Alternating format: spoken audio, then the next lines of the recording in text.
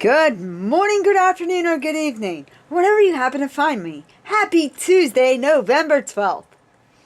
Today, our author is Matt Lucas, and he'll be analyzing 2 Corinthians 8:2. In the midst of a very severe trial, their overflowing joy and their extreme poverty welled up in rich generosity. And the title is A Handful of Rice. This state, Mizoram, the northeast of India, is slowly climbing out of poverty. Despite the lack of income, since the gospel first came to this area, believers in Jesus have practiced a local tradition called handful of rice. Those preparing meals each day set aside a handful of uncooked rice and give it to the church.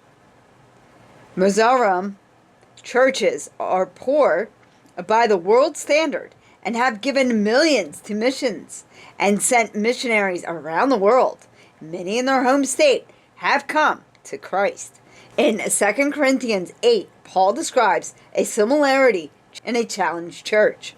Believers in Magadha were poor. That didn't keep them from giving joyfully beyond their ability to partner with Paul.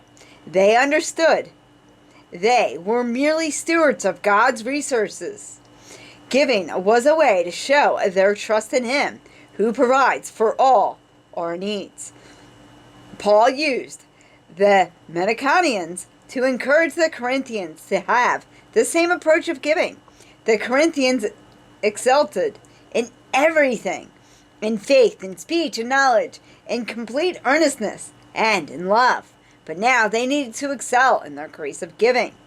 Like the Manassites, the believers in the Mizoram, we too can reflect our Father's generosity by giving generously out of what we have. Father, I pray for the Mizoram Church as they continue to give generously to your work. Amen. And now some questions for us to think about. Where have you witnessed sacrificial giving? How can you give generously in response to God's generous giving to you?